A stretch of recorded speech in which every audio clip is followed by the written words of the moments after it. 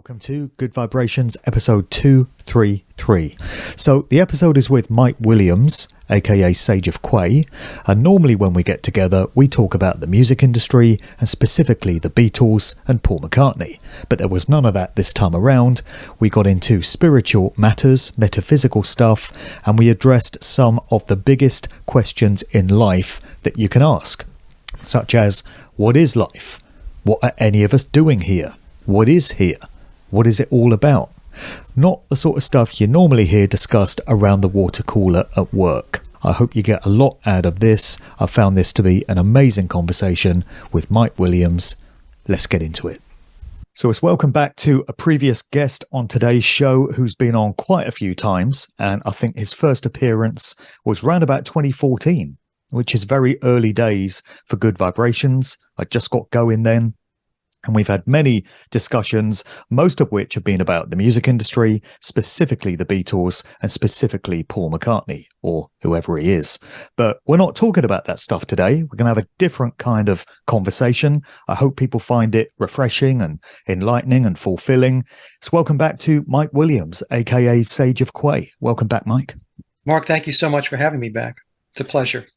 And I hope that you'll find it cathartic yourself to step away from all that heavy, sort of dense music industry conspiracy stuff and have more of a higher minded conversation today, because I want to take it into sort of spiritual, metaphysical realms. And I'm certainly going to find some value in doing that. And I hope you do as well along the way. I'm beatled out, so this is a great time to talk about something else, especially when we're talking about higher level stuff. Exactly. And you've been doing a ton of shows lately. I've seen you everywhere. Jay Widener's show, Amanda McLeod. You've been on Crow 777. You've been everywhere, man. Busy. Well, the requests just came in, and I am not one to do a lot of interviews, Mark. I like to just do my research and put it out on my channel. So, I've declined interviews in the past, and I tell folks not to take it personally. It's just because it's not something that I really look forward to doing. I really don't. I'd rather just put my stuff up and go about my day. But, I felt maybe it was time to catch up with a few people and have the discussions. Sure. Yeah, I feel pretty much the same about it. I get a lot of requests and sometimes I have to turn them down just because there's so much else to do. I love the fact that you've got a room full of guitars behind you and I've got a room full of records and CDs. It says so much about our past, doesn't it? It does. Yeah, music is a huge part of my life, as I know it is with yours. Yep, we're music guys. But I think we're also higher consciousness guys, which is what we want to talk about today, because one aspect of your work, which people might not be familiar with, and I hope I get this right, is that you have a past, and I think you still do it, as a hypnotherapist and a past life regressionist. Is that correct? Well, I retired from the practice. I was in private practice for 12 years. And the practice opened up in mid-2010. And I retired this past September 1st of 2022 for 12 years. So as you know, Mark, I was in the corporate world for over 30 years, and my hypnotherapy practice was my second career. And I was board certified with the International Association of Counselors and Therapists, and I was also a member of the National Guild of Hypnotists. So I got into hypnotherapy, going back to, the way it really started was I read a book going back to 2009, and the book was titled Memories of the Afterlife, and it was by Michael Newton, and I didn't know who Michael Newton was at the time. And I was looking on Amazon for books on near-death experience. I was always intrigued by NDEs. And so the book was a pre-order, and Amazon said, hey, we see you looking for NDEs. You might like this book. So I took a look at it. I read the synopsis. It was about reincarnation and past lives. And I thought, well, this might be interesting. I mean, I knew what reincarnation was, but I just never really dug into it.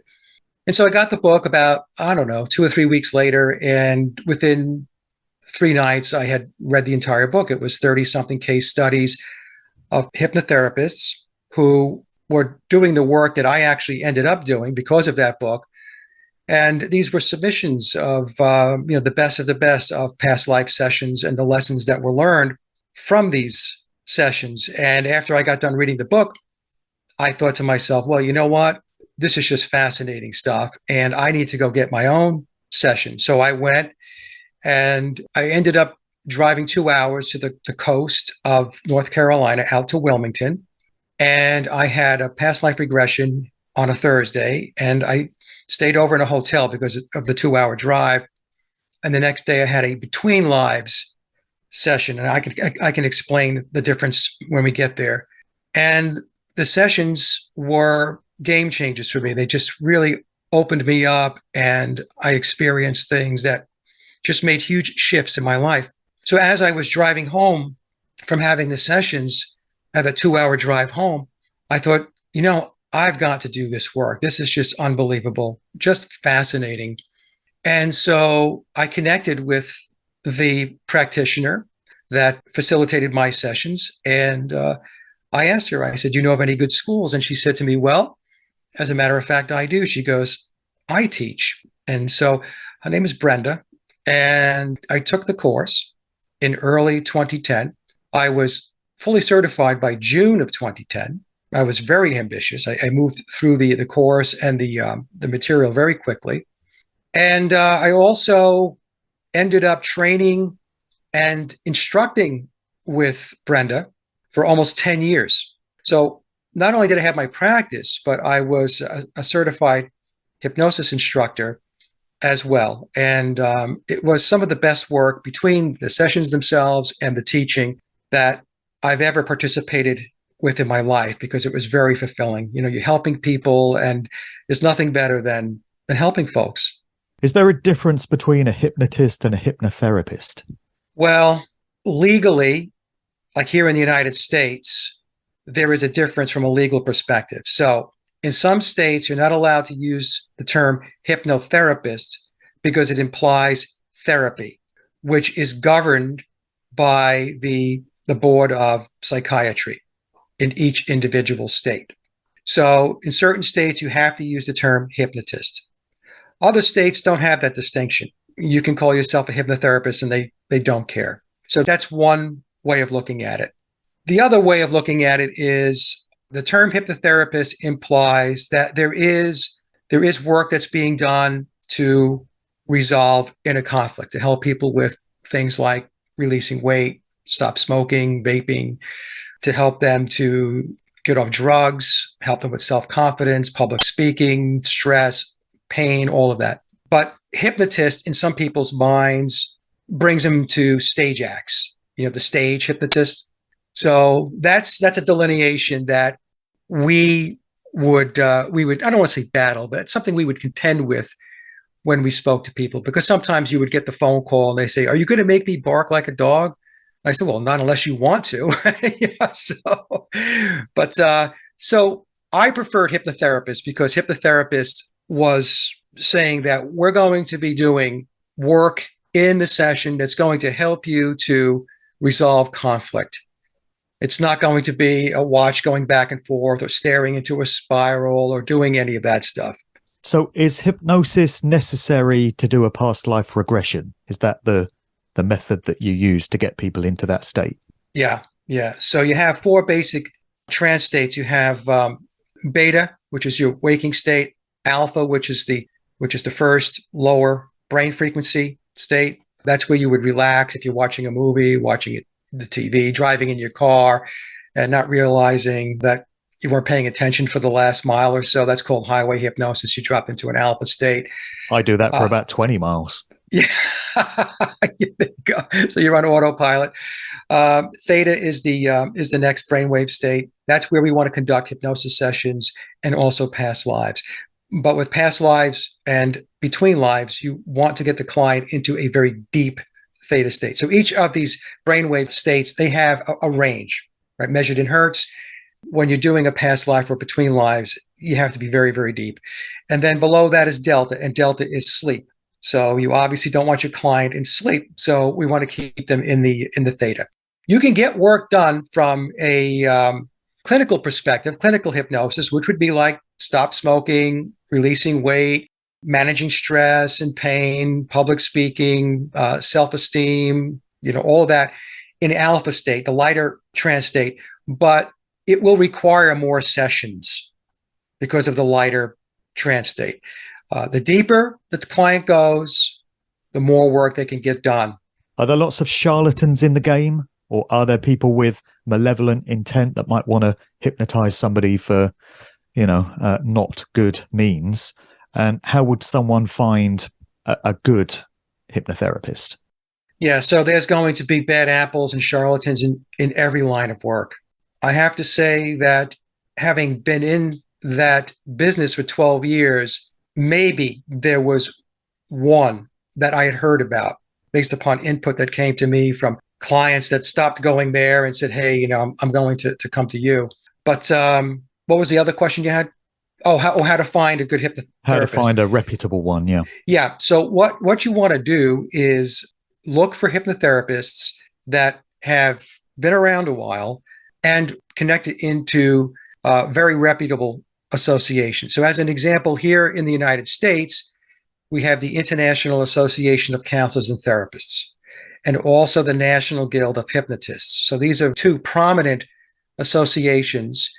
And to belong to these associations, you have to be in good standing. You have ongoing education credits that are required, especially with the IAC, the International Association of Counselors and Therapists. And whenever you contact a potential hypnotherapist, it's very important to ask them the extent of their work. In other words, how many clients do they have a week? What is their range of, or their portfolio of work that they work with? Some are very narrow, like some will only work on smoking and weight, whereas other hypnotherapists have a much broader portfolio of services that they bring to the table. But it's very important to speak to them, to understand how much work they're doing, what type of work they do, and whether they're certified, and what are their associations. So I've got some big questions for you today, Mike. I'm going to forewarn you, this is not a fluffy, disposable kind of show. This is going to be a heavy show, not in terms of dense information, but in terms of big questions that I want to get your take on. And to kick off, since time immemorial, humans have tried to figure out what the meaning is of these lives that we find ourselves in. And all kinds of interpretations have been put on it. But it is the biggest question we can ever have. What are we? What is this place? What are we doing here? What is the point of it all? It's a pretty big question to kick off with, but is there any straightforward way in which you can give your take on those questions? You're here, first and foremost, for soul development. So when you incarnate, when you come to Earth, you are coming to a classroom of much higher education. Earth is extremely challenging. And that's why many, many souls decide to incarnate here. Because by doing so, the array of experiences that are going to be had is going to contribute to the soul's learning. And that is what the soul is in the game for. The soul is in the game to develop and to move higher up the ladder of consciousness, of wisdom, ultimately to enlightenment. And I distinguish between a soul and a spirit. A spirit would be a liberated soul. So a spirit would be a soul that has achieved its goals as far as its development and now is completely free. So, but that's the answer. The answer is you come here, you incarnate here to learn. Yeah, that's the explanation that makes the most sense to me of all the ones that I've heard. I've looked at what various religions have to say and various mystery school teachings and such. And that is the explanation which resonates the most with me, and it answers a lot of questions. But within that dynamic, we obviously undergo a memory wipe when we incarnate each time. So we can't remember what we did in previous lives. There seem to be methods of regaining that knowledge through past life regressions and such. But generally speaking, we get that memory wipe. And people might ask, what's the point of that if every time we reincarnate, we have to start again with a blank sheet of paper and try and figure it all out all over again without the benefit of the knowledge we've already built up from several past lives? What do you think about that? Yeah. So the reason why you have amnesia when you come in is because if you didn't, you would operate like a robot. So with the unknowing, you're entering into the life with a blank sheet of paper, brand new. But when you come into the life, you do have a curriculum. And let me just explain this to the audience. I was in practice for 12 years. 50% of my practice was clinical work, and the other 50% was spiritually oriented, past lives and between lives. And I did 200, maybe 250 past life and between lives sessions combined. When you do this work, what you understand is there is a process, because when the clients come in and you get them into trance and you take them into a past life or you take them into a between lives session, what you get back as the practitioner is you getting an understanding that there is a process to all of this. This is not haphazard. It's not willy-nilly.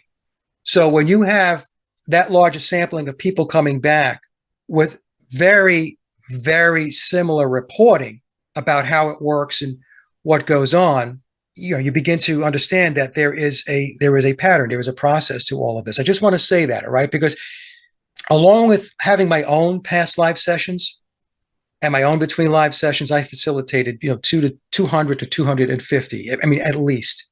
And that's just spiritual sessions. That has nothing to do with the clinical piece of it.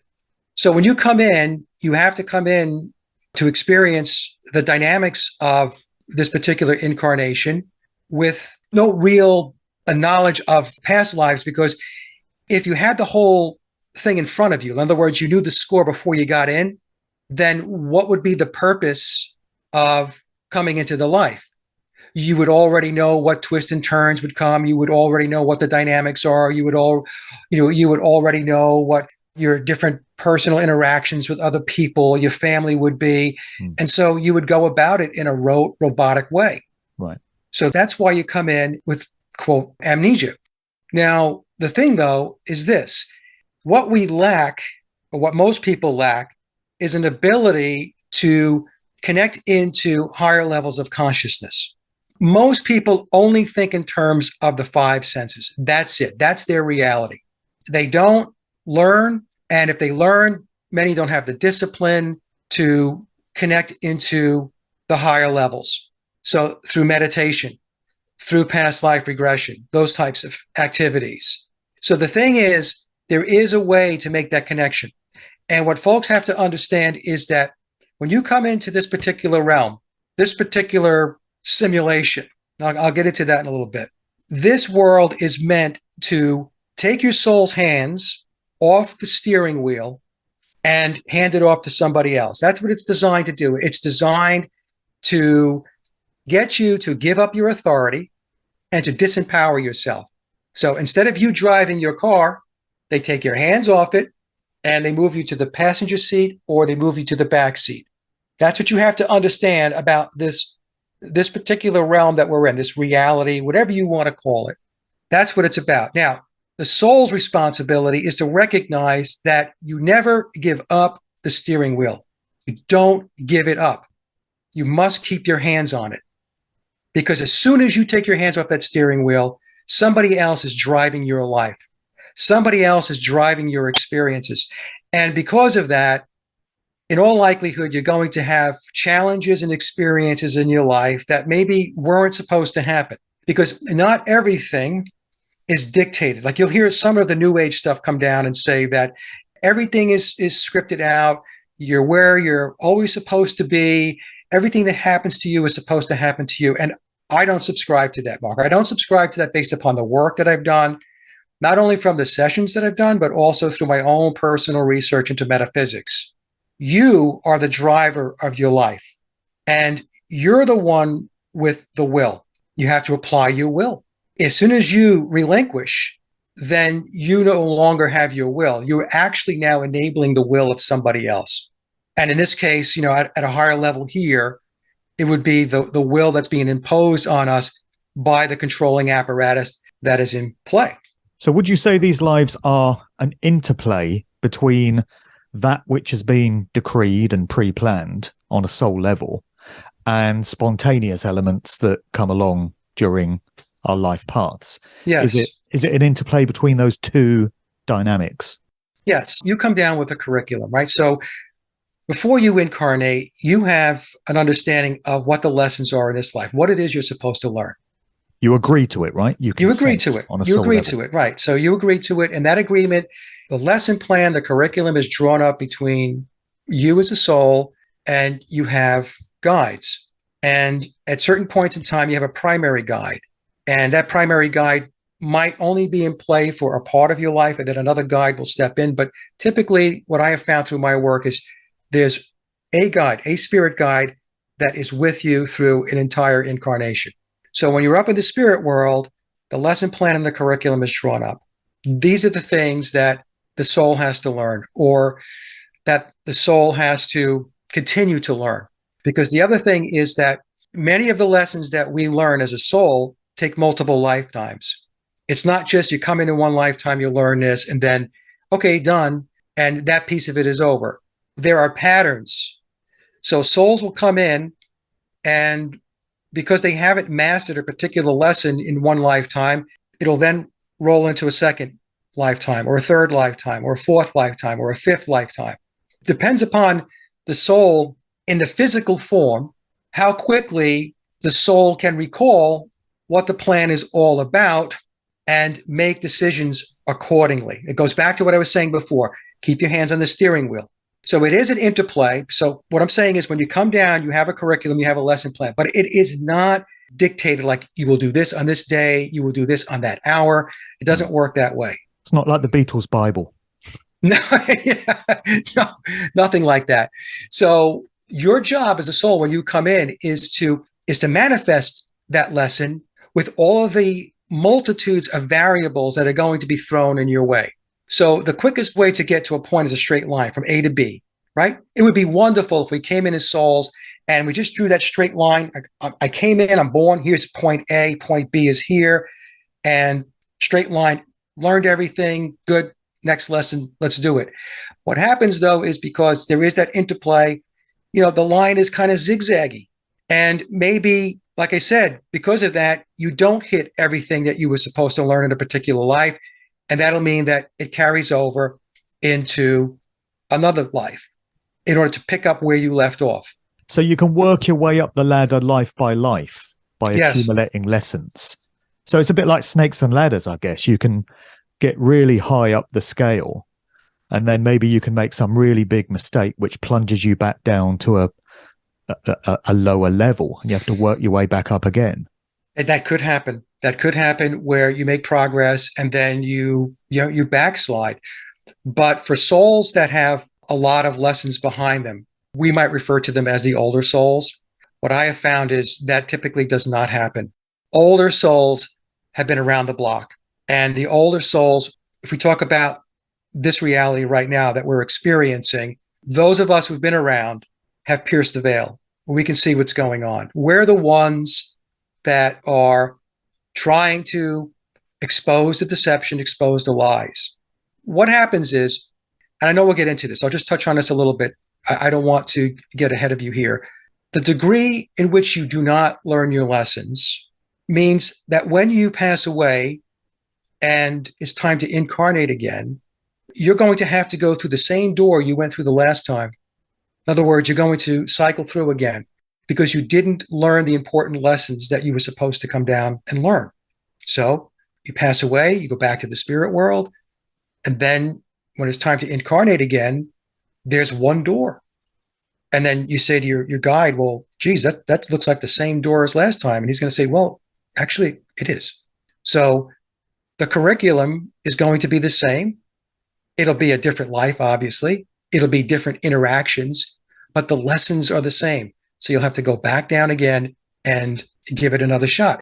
For those who make progress and understand what this reality is all about, when they pass away and they go to the spirit world, what they'll find is that there won't be just that one door. There'll be maybe 2, 3, 4, 5 doors. And why is that? It's because you learned the lessons, or at least a significant portion of the lessons, which allows you as a soul to move to different opportunities which are higher levels of learning. So it's complicated A lot of people like to just make it very black and white, but it's not. It's extremely dynamic and it's complex. Trying to explain it is not easy all the time because people just want, they just want hey, just can you put it in a box and slap a big bow on it and make it really easy and simple, make me feel good. Well, Yeah, they want that with the McCartney stuff as well, don't they?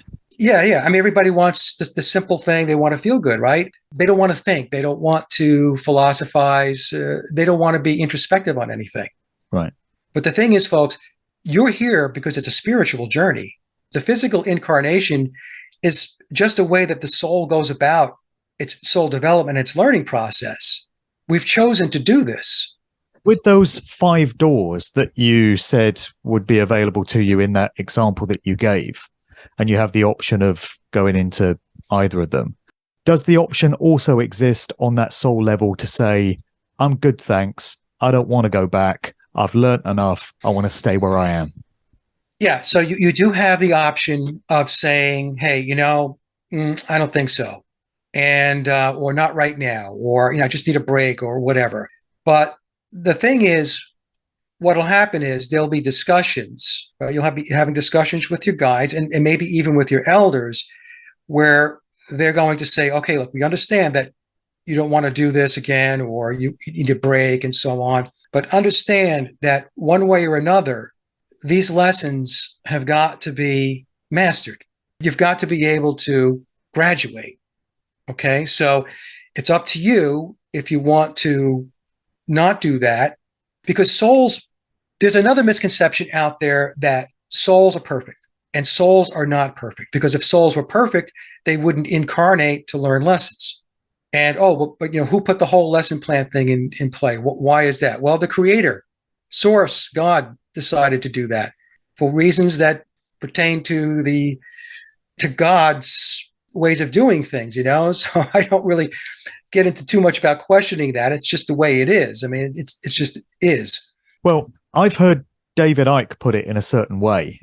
A phrase that he used, which stayed with me, was, "There's no being with a machine gun in the spirit world saying get into that body and incarnate into that world or else." So Yeah. it's voluntary, it's consensual. Yes, it is. That was the point here. It is. It is. But there's still the lessons that have to be learned. So it's going to be up to the soul to determine whether they want to incarnate again or how soon they want to incarnate. But the lessons are still there. Now, are there other ways to go about the lessons? There are other ways to go about the lessons. When I did the work, people had past lives in other worlds, in other realities. So they would go there. It wasn't necessarily Earth as we know it. So even though there's no gun to your head telling you that you have to do it, ultimately what happens is if you want to progress as a soul, you're going to have to do the work. You have to do it. It's like anything in life. If you want to achieve something, you have to work at it. You have to have intention and you have to make it kinetic in order for things to manifest. Nothing's going to manifest whether you're in physical form or you're in your soul essence if you do nothing. And that's what folks have to understand. It takes work. Are you familiar with the song by Howard Jones called Hide and Seek? Do you know that one? No. I think I may have sent you the lyrics some years ago. I've got a vague recollection of that, but I've just called up the lyrics here, and I think it's worth me just reading these out because it's an incredible song. It was a hit in the 80s. It's a pop record by this synth pop artist, Howard Jones. But Howard evidently studied Eastern mysticism, and he put some of his knowledge into some of his song lyrics, and they really slipped under the radar because these songs were played on the radio, but most people didn't pay attention to the lyrics. And in the song Hide and Seek, he's talking about the Creator, the Most High, splitting itself into an infinite number of individuated units of consciousness and coming into this reality to experience itself. And it has to be split into these many different units to have the widest variety of different experiences as is possible. So the song starts, There was a time when there was nothing at all, just a distant hum. There was a being, and he lived on his own. He had no one to talk to and nothing to do. He drew up the plans, learnt to work with his hands. 1,000,000 years passed by, and his work was done. And his words were these: hope you find it in everything that you see, which is the chorus. But then you go to the second verse, and he says, so she had built her elaborate home. So we've gone from he to she, because it's recognizing the oneness of divinity, which has not been split into duality. Duality only exists in this realm. So she had built her elaborate home with its ups and downs, its rains and its sun. She decided that her work was done, time to have fun, and she found a game to play. Then, as part of the game, she completely forgot where she'd hidden herself, and she spent the rest of her time trying to find the parts. Those are incredible lyrics to me, and I think they do address what we're talking about here. Yes, exactly. It's really an allegory about what we were just talking about. So the thing is, everybody has to understand that you have God in you. You have that divine spark in you. And this particular reality, this realm, looks to put that flame out. And that's the challenge, right? So the challenge is to understand that you are a divine being. You're not just, this flesh and bones. This is just a vehicle, folks. That's what it is. It's a vehicle that animates and sparks when your soul comes in to interact with this school and to learn your lessons. But never forget that you have the creator in you. And that's why it's very important to make that connection back to source, back to your divine. And you'd be amazed at how much of your life will improve and get better, how much better of an understanding or understanding you will have if you have the disciplines to make that connection. Have you seen the movie Cloud Atlas? No. That's a I have great a lot one. of no's, huh? Sorry? I have a lot of no's. Well, books and shows. You got some homework for later. This movie comes from the Wachowskis, who did The Matrix and V for Vendetta. Okay. But they do actually encode a lot of truth and a lot of knowledge into their movies, I've found, into the narratives of it. So Cloud Atlas is based on a novel which came earlier. And it's got 6 different timelines, which range from, I think it's the 1850s, all the way through to 2 futuristic timelines. One of them is, 200 years into the future or something like that. And you have the same actors in each of these timelines. Tom Hanks is in it. He's the main character. Halle Berry is in it. And there's various others. And you see them popping up in these different timelines because they're reincarnated souls. It's the same soul going through a new lifetime. And you can see how some of the characters have learnt their lessons. And so they progress up the scale and they have better experiences in life. And then others go the other way. They slip backwards and don't learn those lessons. There's Hugo Weaving in it, who was Agent Smith in The Matrix. And he goes from being this sort of villainous character in one of the early timelines to becoming a demon. He's an actual friggin' demon at the end of it because he's slipped so far into negativity. So again, that's another great allegory for these lives that we find ourselves in. And there's a lot to be learned from looking at the different timelines and what happens to the characters as they progress through them. Great movie. Yeah. So another series, not a movie, but a series that touches on what this is all about is Westworld. So see, I've never seen that one, so that's my homework. Okay. So if you watch Westworld, there's different worlds you can enter into. There's Westworld, there's Rome world, there's this world, that world. And so you choose what experience it is that you would like to experience. What Westworld is telling the audience is that's how it works. So as a soul, you decide what experiences you need from a developmental perspective and what is the world or the reality or the realm or the simulation that you're going to incarnate into that's going to bring those experiences to you. See, when I was doing the work, what happened was I was doing a session. This is going back years ago. And during that session, this person went back to, I guess, the 1920s or 30s or so. That was their past life. And then they came in again to have another session, and then they went to Rome. And once they got to the spirit world, what happens is they meet up with their guide, and I can also ask the guide questions. I have to ask the soul. I say, is it okay? Ask your guide if it's okay if I ask a couple of questions. And of course, they always say yes. And so the question was, are past lives linear? Right. So is the life that she came in for, the past life that took her back to the 1920s, was that the immediate past life? Because, we're in the 2000s now, right? And the answer was no. It's because what we do is we enter into different experiences based upon what our soul needs as far as development goes. I hope I'm making sense. So what I'm saying is the 1920s life that this person came into was not the prior past life. It was the one in Rome. So this gets kind of weird for a lot of people, right? That's why I said it's like Westworld. As soon as I started watching Westworld, because of the work that I was doing, I thought to myself, well, there you go. And it was also explained to me this way. So I told you, Mark, I've had my own sessions, deep trance, past lives, between lives, and you make that connection into the spirit world. There's a whole other existence in the spirit world. And people who can't grasp this, my question to them is, you exist here in this world right now. How did you get here? How did it start? What's it all about? What is it all about? When you think about it, it's mind-boggling. So if you can have an existence here, why is it that you can't have an existence someplace else? As an example, in the spirit world, what was shown to me is there were these flat screen TVs, and there was like 10 of them in this classroom.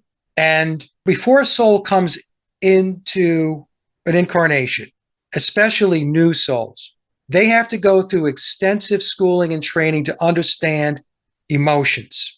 So as part of the education system in the spirit world, they enter into these simulations as part of a classroom environment.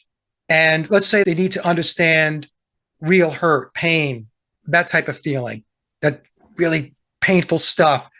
Well, they have to understand and learn what that feels like before they get here. So souls go through training and education to learn that. But the way they did that was to go into different simulations, different realities during the classroom to learn that. Now, the point I'm making is that's how it works overall. So the classroom is taking them through these different realities. They can choose, I want to be out in the United States in the West in the 1800s. Oh, no, I want to be in Egypt. You know what? Let me go into the 1920s, the Roaring Twenties. So they are picking and choosing where they want to go to have that experience. And that's how it works overall. Now, the reason why the training is required is because when a new soul comes into, let's say they incarnate here into Earth, into this realm of this reality, if they don't have that training behind them, it's going to be catastrophic for them, because a new soul is coming from the spirit world where all of this garbage that we deal with down here doesn't exist.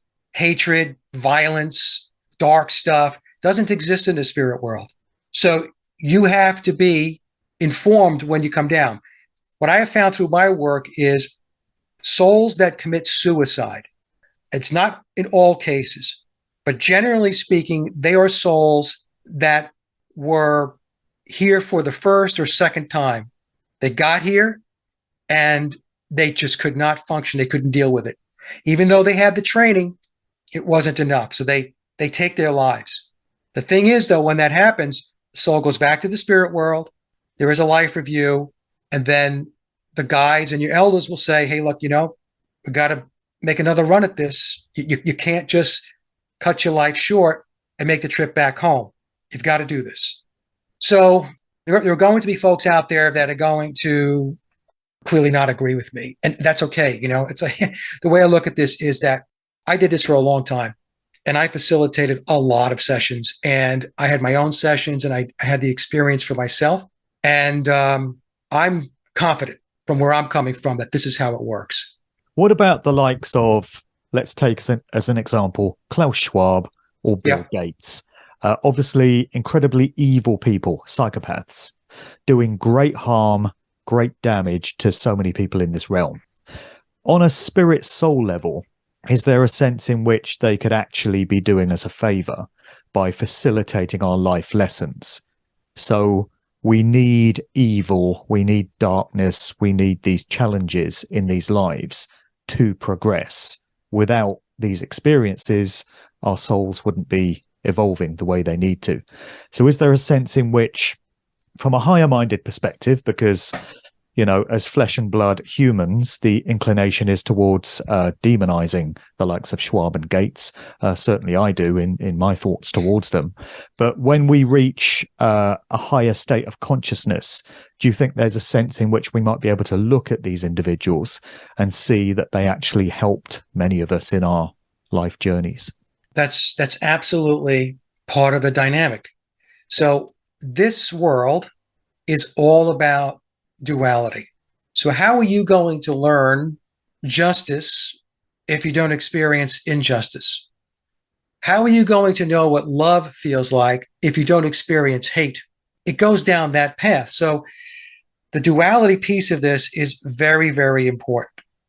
So are we learning from these people? Well, you should be learning from these people because it goes back to what I was saying earlier, Mark. These are the people that have come into this reality that are or have the role of peeling your hands off the steering wheel.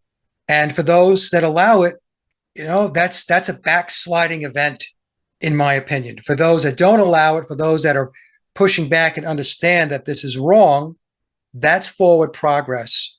Now, some people will say, well, everything's a lesson, even when you don't learn your lesson.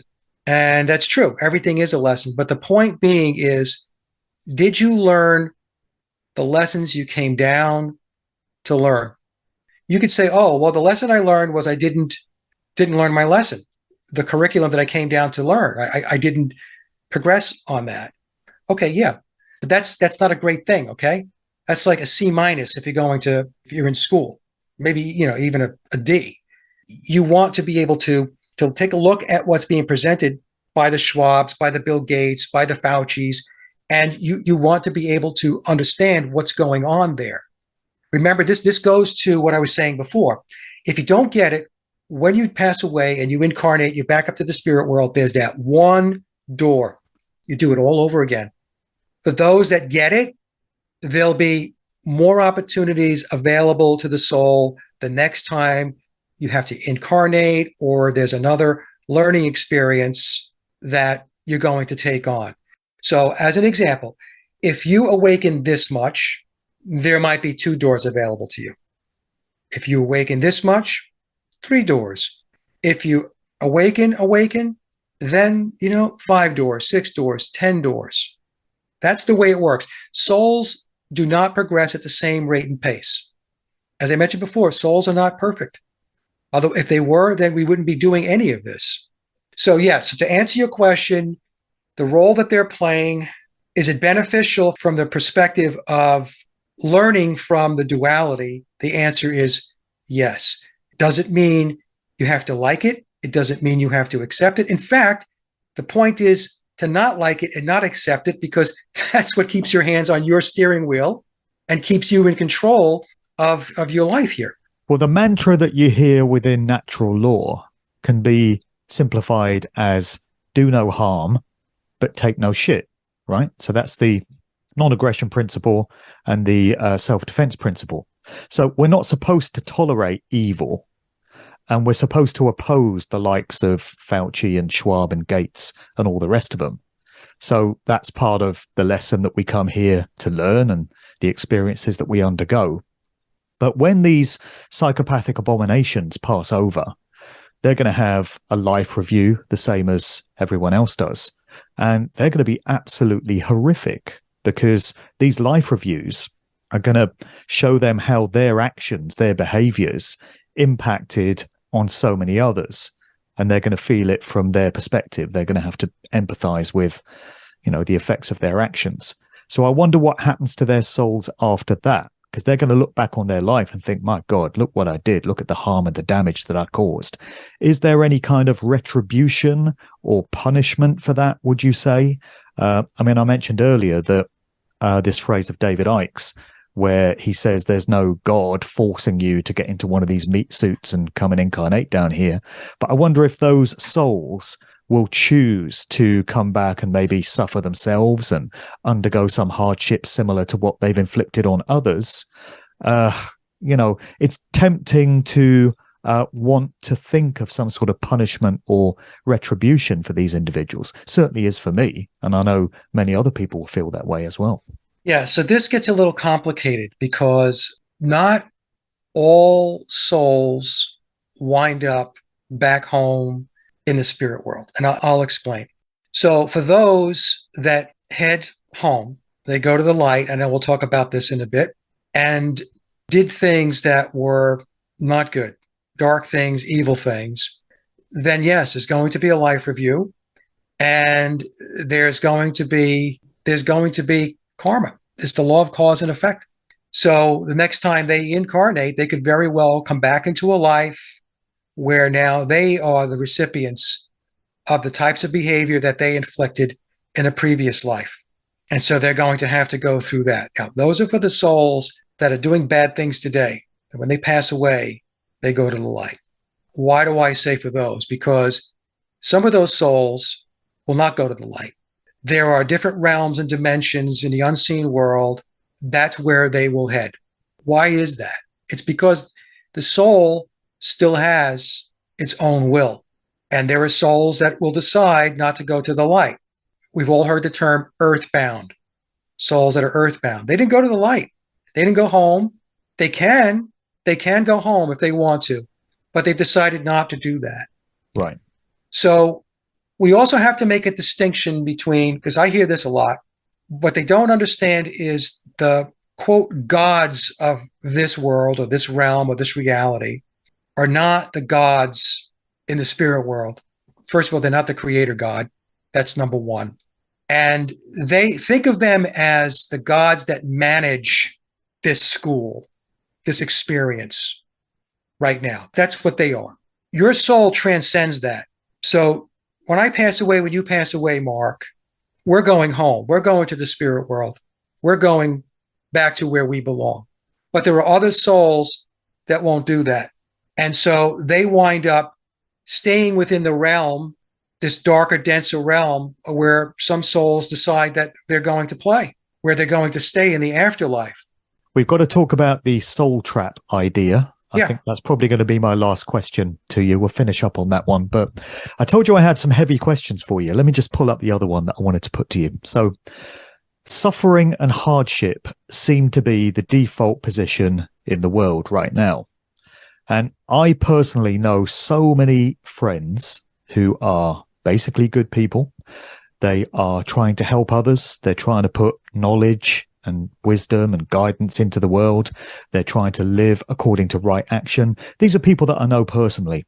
I know a lot of people since I've engaged myself in this work. I've gone to conferences and meetup groups and stuff. I know so many people now. And pretty much everyone that I know who is trying to put good work into the world and make this world a better place is suffering. They've got some kind of suffering in their lives. Differs from person to person, but there does seem to be a direct correlation between the amount of good work you put in the world and how hard you try to live according to right action and the amount of suffering that you reap as a result. Yeah. So this could cause someone of a cynical mindset to conclude that God, the creator God, is not this benevolent, loving being, but is actually some sort of sick sadist that gets off on seeing people suffer. I'm not saying that's my personal viewpoint, but others have commented to me that they've come round to that way of thinking. So when good people go out of their way to do good work, but only reap suffering and hardship as a result, what's going on there? Or is this a symptom of life in the 2020s now, because this world is so different now to how it's ever been before? Is this a dynamic that's ramping up now? And do you know people in your own personal life who are suffering great hardships but are trying to do the right thing? I'm just trying to make Yeah. sense of this whole. Oh, yeah. Yeah. So we have to look at it from a higher level. It's so important. So I understand that there are people that are trying to do good things, and the more good they try to do or try to implement, the harder life can get for them. So without trying to sound cavalier, that's part of the lessons to be learned here. What is it like to operate with a good heart, a pure heart, in a place that is dark? Think about that. What's it like? It's like trying to move a mountain sometimes. It seems like it's just hopeless. It's hopeless. I can't move this mountain. What I try to explain to folks is, and this is something that I used to do when I was in my practice, whenever you have something that is very, very difficult, something that's very, very traumatic, whether it be emotionally, mentally, physically, think about it in terms as not as the glass being half empty, but look at it as half full. So ask yourself this question. Even though I've gone through very difficult times and very challenging times, very, very challenging, what benefits came from it? What did I learn from it? Did I find that I was stronger than I thought I was? Did I find that I was more resilient than I thought I was? Did it make me make changes in my life that I otherwise would not have thought about before? These are the things that we have to think through. We have to understand that in the scope of soul development, this life that you're living right now, which is very important, is a blip on the radar as far as your soul's overall developmental program. That's how we have to look at it. And also you have to understand that first and foremost, this is an individual journey. This is not about collective. This is not about community first. And let me explain, because some people are like, oh, what are you saying? Community is not important. No, it's very important. But let's understand this. You came down as an individual soul, as an individual in physical form, with lessons to learn. You have to learn your lessons first. You have to focus on your soul's development. A community is only as strong and only as resilient and only as resourceful as its individual members. If you have weak individuals, you will have a weak community. And this is what the controllers have done. The controllers understand this. This is why they focus on collective and community first, and they never talk about the individual. In fact, the individual is vilified. That's how I try to explain it to folks, Mark. It's for those that say, hey, this is very difficult. You've got to take a step back. I used to have clients come into me and say, Mike, my life is so challenging. It's upside down. My relationships are terrible. My financial situation is a horror show. And so they would want to go into a past life to help them to understand, make the connections. Because what will happen is you take them back to a past life that sets the table for them to understand why it is they're going through what they're going through in this life. And it brings the bigger picture into play for them. And once they understand the bigger picture, there is then a different way to approach your issues. If you're going to approach your issues myopically and look at it from a very narrow aperture, then you're limiting your ability to be creative, to work your way out of a lot of those issues and challenges. You have to widen the aperture. Is it easy? Absolutely not. It's not easy. See, that's the thing. A lot of people want things to be easy. They just want, hey, just tell me what to do. Just knock me on the head with a magic wand and make it better. Point me in the right direction. Do I need to go left or right? And the thing is, there are no easy answers. It goes back to making that connection back to who you really are. You're divine.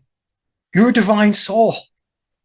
You've got to go back and make that connection. Because if you don't make that connection, then you're walking around lost. You're walking around without a compass. I had to learn the hard way, Mark. This wasn't always my way of operating.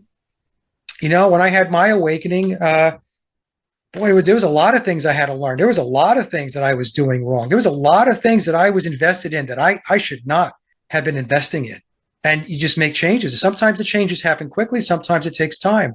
But ask yourself, as tough a time as you're going through, what am I learning from this? Am I stronger? Am I more resilient? Is there something about myself that I now understand that I didn't understand before? These are questions you have to ask yourself.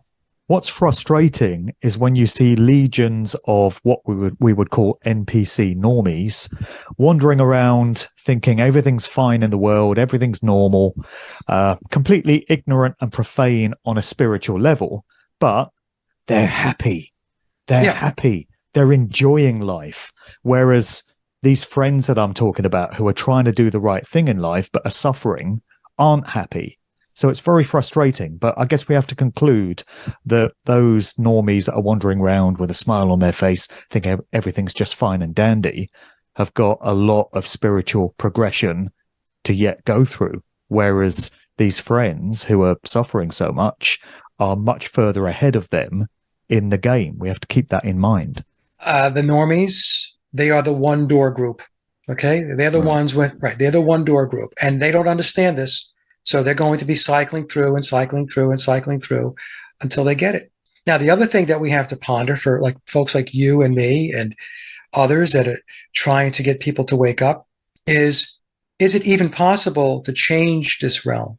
In other words, perhaps it is exactly as it is supposed to be. In other words, when you enter into this reality, that's why I take it back to Westworld. So if you watch the Westworld series, if you go into Westworld, that's the world you decide to go in, you're in Westworld. And it's going to play out according to the program, according to the quote simulation. And people ask, are you saying it's a program? Are you saying it's a simulation? I'm saying I do lean that way. I do. There's multiple realities. There's multiple realms. Going back to what I was saying before is what I was shown as to how it works with the TV screens. So the thing is, you have to say to yourself, okay, well, if this is a classroom, let's just say you go to school and the class is it's a math class. It's about calculus. It would be like going into a calculus class and saying, hey, I want this to be about biology. And, the professor or the teacher is going to look at you and say, well, biology class is down the hall, 3 doors down. This is not biology. This is calculus. Okay. So if you want biology, you feel free to walk out the door and go to biology class. This is calculus. So we have to understand, or bring it into our awareness, I should say, that that's a very strong possibility that at the end of the day, this, because it's a classroom, it's instructional, is not supposed to change. But that doesn't mean that we give up. It means that the reason why I do the work is to see if I can get one of those one door souls to wake up and realize that the room they're in right now has no door, right? But it's supposed to have a door. And I'm trying to show them, hey, you're in a room that thinks it has no doors, but there is a door. There's an exit door over here.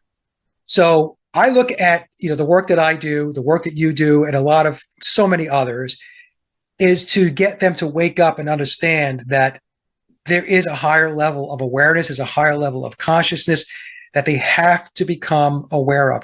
And honestly, Mark, the way I look at it is if I can affect one person, that's one person more than we had before. I get emails pretty much every day from people saying that my work has helped them to wake up or was instrumental in their process. And I'm sure you do as well. And many, many other researchers doing this work must get the same. And that's a very fulfilling thing to get an email like that from somebody saying it was you listening to your output that set me on this path and thank you for it. That's very fulfilling on a soul level. And I think that's the idea of these lives. We've got to leave the world in a better condition than it was in before we got here. And if we can say we did that, then that's a life well lived. Yeah. And, I want to say something too, folks. I don't think a lot of people realize this. They watch your shows, Mark, they watch my shows and other shows, and I don't think they understand what it is that we have to deal with on a daily basis as far as hatred. There's a lot of garbage and there's a lot of trash and there's a lot of hate that comes our way, folks. And I know many of you don't realize that. And I'm not saying that, you should realize that. It's because you're not a hater. And so when you watch Mark and I and others, you're taking in the material. It's food for thought. Maybe it resonates with you. Maybe it doesn't, whatever, but you're civil about it. And you come at it from a mature adult perspective. But the level of stupidity that is out there and the level of hatred and belligerence is beyond most people's comprehension because they're not putting themselves out there. Now, I'm not complaining because I'm going to continue to do what I'm doing because it's the right thing to do. And so one of my lessons in this life is to understand that that element is out there.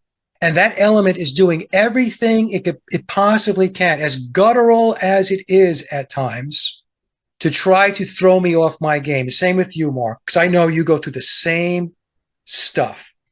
Yeah, we all do. Anyone engaged in this work is going to attract that kind of garbage. Right.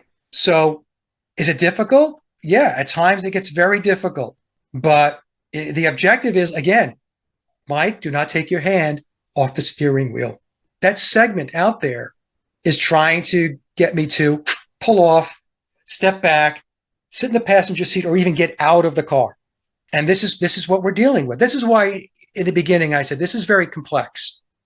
It's not just, one size fits all, easy explanation. It's very, very complex. And the thing is, though, once we cross over, all of it makes sense. We understand the bigger picture. We understand why it is we went through what we went through. We understand the dynamics. We understand our family interactions, the relationships, all of the stuff that we went through. So anyway, I just wanted to put that out there because, I just wanted to share the fact that a lot of the stuff that people are going through, we go through it too. But we pay it forward, don't we? Because with both of us, there would have been figures who were influential towards us in the early days that got us on this path. And we're now paying that forward and we're waking other people up in the same way that we were. Right. So it's a continual process, generation by generation. And that's the way it's supposed to be. I've got a couple of other really big questions for you. Go ahead, ask him. Sure. So this next question addresses a subject which I never really hear talked about on podcasts or shows. It's a really big subject, but people just don't seem to want to go there. So let me just preface it by saying that every day sees the suffering and the death of billions of living sentient beings as part of the food chain. So I'm not even talking about humans eating meat here. I'm talking about what happens in the animal kingdom in terms of certain species providing the food for certain other species in order for them to survive. So we've got an ecosystem that's been set up which consists of or relies upon the suffering and horrific death and all the fear that goes with it of billions of sentient beings. This happens every single day. Most people don't give it a thought. So sort of going back to one of my earlier questions, this could lead somebody to conclude that any kind of creator god that would put a situation like that into place must not be benevolent. So if God, quote unquote, is good by default, why is it necessary to have a food chain such as this, which causes so much pain, suffering, and death? As I say, this is a question that very few people ever seem to address, but it's one that certainly plays in the back of my mind. So all this fear and suffering and death experienced by so many of these creatures is putting low density negative vibrations into the morphic field that we're all living in. So it's not an ideal state of affairs, really, is it? I mean, it's bad enough what humans do to animals, and I personally feel that animals are here as a kind of test of our morality, of how we treat them. Didn't Gandhi make some famous quote about you can judge a society on how it treats its animals or something? Yeah. But I'm talking about in the natural world, species consuming other species, not even with humans involved. Okay. It's horrific. It's death. It's suffering. Why does that have to be the case? It is the construct of this realm, Mark, of this simulation, this reality. It just is. It's going back to what I was saying about Westworld, right? And when you enter into Westworld, you go into, a different simulation. That's what it's about. Now, there are other realities, there are other realms that you and I will incarnate into, and in all likelihood have already incarnated into, where these types of dynamics do not exist. Animals are not eating animals. Humans aren't killing animals. Humans aren't killing humans. There is no dark apparatus, New World Order control system in place. That's it. I know it's very difficult for people to get their heads wrapped around this because we are here now and we're dealing with what we're dealing with. And it is real as real can be because it's what you're experiencing. And I also understand that there are people listening to this that might think that I'm crazy, that this is it. But all I can tell you is based upon the work that I've done, this is not it. I can tell you that there are other realities, other worlds that a soul incarnates into that is nothing like this place. And why are they in those particular realities? Why are they incarnating into those experiences? It's because that happened to be the experience that the soul decided, with the help of their guides and their elders, to incarnate into and experience as part of their developmental process. We think this is it because come in, you have the amnesia, this is what we're experiencing. It goes back to what I was saying before. You have to make that connection up to the higher realms. You have to make that divine spiritual connection. If you don't make it, then this place is just a big bucket of shit and you're swimming in it. And you have to think to yourself, but this is how I explain it to people. Do you have love in your heart? Do you love your family? Do you love your wife? Do you love your children? Do you love your animals, your pets? You have love. Where does the love come from? Does the love come from some diabolical God or from some diabolical creator? No, it does not. That love comes from the higher realms. It comes from the source creator, the spirit world. That's where it comes from. That's what it's really about, being human. You feel that love. The sheer fact that you wake up every morning and you have no intention in your heart to harm anybody, and all you want to do is do the right things and keep a roof over your children's head and do the best you possibly can for your family and your friends, that is the true God. That is the true creator. That is the spark of divinity that resides within you. And all this other stuff that people want to paint as a God, whether it be Yahweh, whether it be Lucifer, I don't subscribe to any religion, Mark, any institutionalized religion. I was born and raised Roman Catholic. I spent a number of years in a non-denominational Christian church. So I understand Catholicism and I understand Christianity. And I'm not knocking anybody, okay? But I will also tell you that these religions were put in place and commandeered to make that connection that you should have with the divine, a direct line of communication. They stuck a middleman in between with a switch to tell you what to believe, how to behave, and so on. Now, I know a lot of people right now listening to me, and they're going to be very, very upset with what I'm saying. But what I have found is that connection has got to be one-to-one. It's a direct line of communication between you and God, you and the creator, you and source, whatever name you want to give, God, creator, or source, okay? Right. That is the connection. So the fact that there's so many of us out there that love and understand love and want to love tells me that we transcend this place, Mark. We're here to learn. There are those souls that are old souls that have been around the block, that have come here, and perhaps they don't even have to incarnate anymore, but they did. And they did for the sole purpose of trying to shake the trees and get people to wake up so that more and more souls can pick up the rate and pace, get out of this routine that they're in, this cycle, and move on and progress to better experiences from a soul developmental perspective. Right.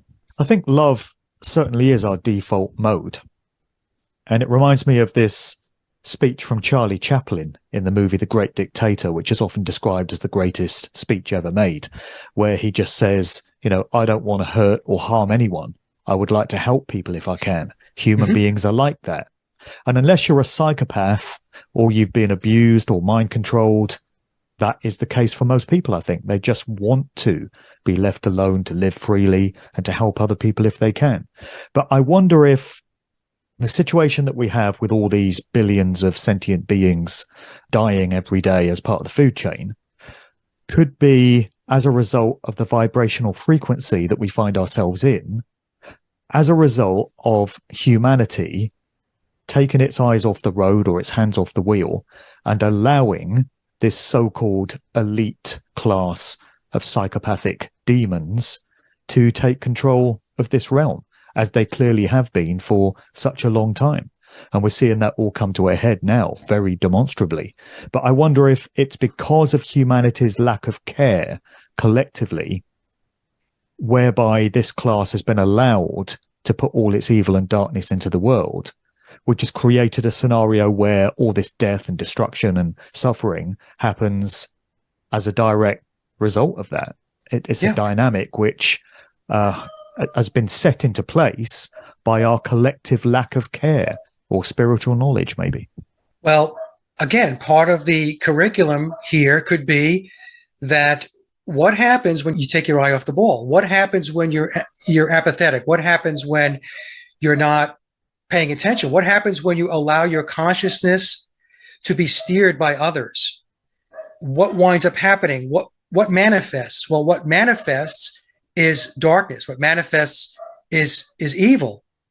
So that's part of the lesson too. So if you're sleepwalking through your life and not paying attention to anything, then that's one of the consequences. So is that a lesson? In my mind, that's a lesson. So like I said, if you're asleep at the wheel and you allow your consciousness to be steered and all of this ugly, nasty, dark stuff takes place, then, a light bulb should go off in your head and say, hey, maybe I shouldn't allow them to interfere with my consciousness. Right. It reminds me of, there's a passage in the Bible, couldn't tell you which one it is, but I think there's a reference to the lion laying down with the lamb, and this ideal scenario where all the animals are at peace with each other and there's just love and, tolerance everywhere. And I just wonder if it's ever possible to get back to that kind of state in this realm. I wonder if we'll ever get there. I don't know. I mean, it goes back to what I was saying before. If this realm is what it's supposed to be, in other words, it's designed to be this way, then think of it as this is just a particular classroom or educational system on a broad portfolio of classrooms.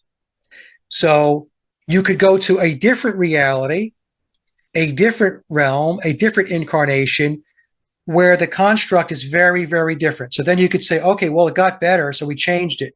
Well, no, what you actually changed was you learning, and by your learning, you actually progressed yourself up the ladder. And now if you go into another physical incarnation, you're going to be in a different reality that is very different than this one, much better than this one. But we have to keep in mind that this might be the way it's supposed to be. Trying to change it might not change because that's the class. In other words, it goes back to my calculus biology example before. Can I change a class that's a calculus class to be something other than calculus when it's supposed to be calculus? I don't think so. So I know what I'm talking about right now is could be elusive to a lot of people, but I think about these things, Mark. I know it's a classroom. That I know it is. Okay. This is based upon my work. The question becomes, can you change the curriculum? Or does the change really happen from within you? And when you change, when your soul develops, then things change, because then you're moving on to bigger and better things. You no longer have to participate and no longer have to interact in this particular classroom anymore. I hope that makes sense. I have no idea. Yeah. Well, I think about this stuff all the time as well. And I'm amazed that people don't think about these things and spend all their time reflecting on them. But evidently, a lot of people don't. I've got one last question for you. And it's this big one concerning the idea of a soul trap. Yeah. So there's been a lot of talk on the Truther circuit in recent times about this idea that when we pass over, we can get tricked into going into this tunnel of light. And so many near-death experiencers who've come back have said that that's what they saw, a tunnel of light. And they often talk of loved ones who have passed over, who appear to them, and they seem to be beckoning them in. And so obviously it's very tempting to go into that tunnel of light, into what you assume to be where you need to go. But some of these commentators are putting forward the idea that malevolent entities have somehow come up with this construct to trick souls into going into the light. And what happens when you do is that you get spat right back out into this realm. You're reincarnated. You're back on the bloody conveyor belt, like a piece, like a sausage being spat back out, and you have to do it all over again. So this is like the ultimate psyop, isn't it? You spend your life being tricked and deceived by all this psychological manipulation, and now we're told that when you pass over, you got another fucking psyop to deal with, like the biggest one of all. This is an idea that has been gaining some momentum. David Icke, in his most recent book, The Trap, talks about this. It's not an idea that resonates with me. I don't really know what the origins of it are.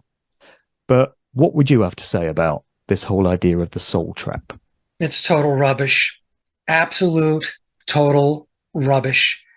The thing is, Mark, people who are talking about this, they're just pulling it out of their butt, okay? I'm just going to be just very frank about this, because for 12 years, I've dealt with this topic. I facilitated sessions, past lives, between lives. And I can tell you right now, your soul transcends this place.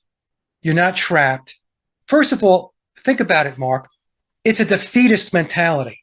It just says, why waste your time basically doing anything, because, you're just caught. What they're saying is that these controllers have absolute control over everything.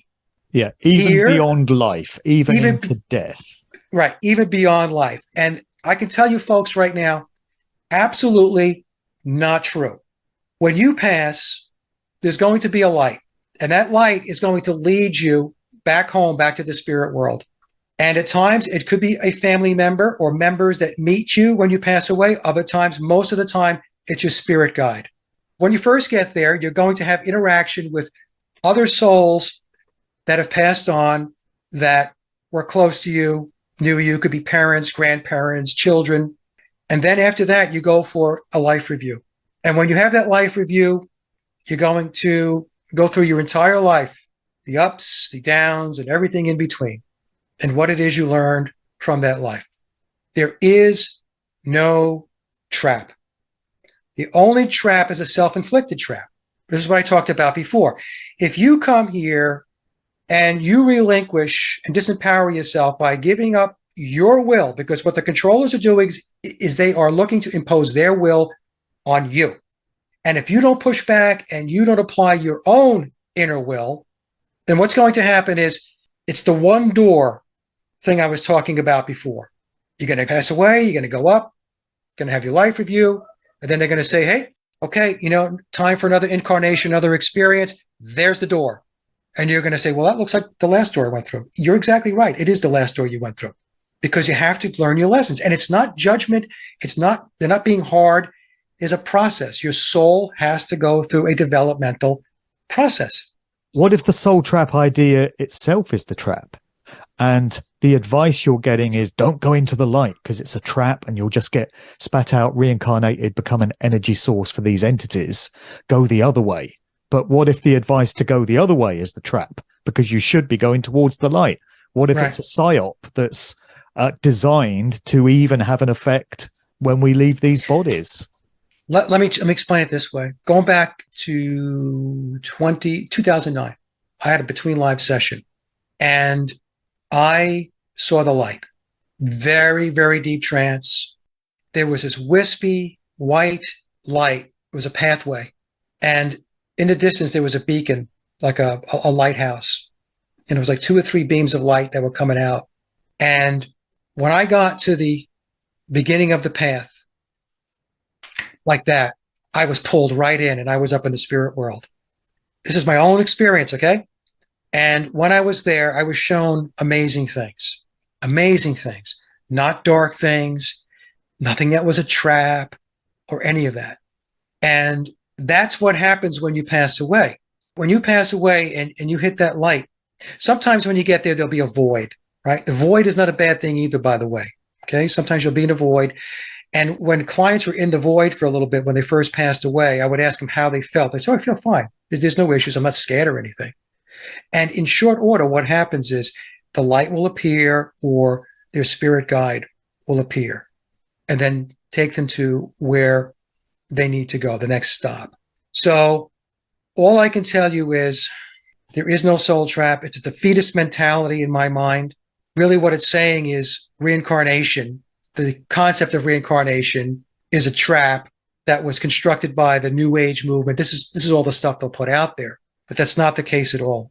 And, whether people want to believe me or not is irrelevant because I know what my experiences have been and I know what I did for 12 years with clients working through spiritual sessions, past life and between life sessions. And I know it's real. I know what they reported back. I know there's a process.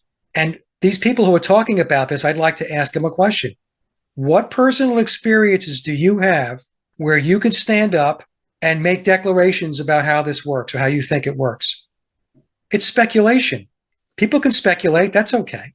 But don't go out there with speculation and tout it as factual and scare people because that's what you're doing at the end of the day. You're scaring a lot of people. Right, because if this soul trap thing is real, it offers zero hope for anything. So you endure a life of suffering and hardship, and then when you pass over, there's just nothing to look forward to, no hope, because you're just going to get spat out and do it all over again. It's a horrific idea. Yeah. So think about that, right? So, why would you put that out there? Well, because that's the way I think it is. Well, I can tell you right now, that's not the way it is. And I'd like to understand very clearly where you're coming from. And it would be great if it were personal experiences. It would be great if it was based upon doing spiritual regression work and documenting it. Michael Newton, who I spoke about earlier, the book that I read, Michael Newton did 7,000 case studies on past lives and between lives. Michael passed away a number of years ago. And he was a person, he was either an atheist or agnostic when he first started his work. He stumbled upon it accidentally as a therapist, where he was regressing a client in order to understand the beginnings of a particular issue. That's what we would do in hypnotherapy, or psychologists do the same thing. 7,000 case studies, and that was not Michael Newton's conclusions that it's a trap by any stretch. So that's the thing, Mark. A lot of people, they say things they really don't understand, and they think they understand it, and they've convinced themselves that they understand it because they've been able to put some logic or rationale behind it and construct something. And then they're like, oh, well, that's the way it's got to be. But I can tell you right now, folks, your soul transcends this world. Well, David Icke having put a book out about it isn't going to help. I've not read that book, but I know that's the basic idea that he's suggesting through it. Look, David's done a lot of good work, okay? I mean, and David was one of the first people to come on my podcast going back in 2014. And David has put a lot of truth out there. I know some people think he's controlled opposition and all this stuff, but at the end of the day, there's a lot of stuff that David has put out that has been truthful. He's been vindicated, okay? I wouldn't be doing this work otherwise. No, but it doesn't mean that everything that David says or anybody says, me or you or anybody, is, etched in stone. That's the way it is. I've always said this, the truth community is a misnomer. It's not the truth community. It's a perspective community. People are offering their perspectives. They call it truth, but it's a perspective. How do you know that what you're talking about is actually true? I mean, in some cases you can. It's provable. Don't get me wrong. But many times what I see in general is perspectives. Now, in my case, I stand behind what I'm saying because, after 12 years of doing this stuff, being an instructor and teaching and having my own experiences, I didn't construct them. These things came from outside of me into me.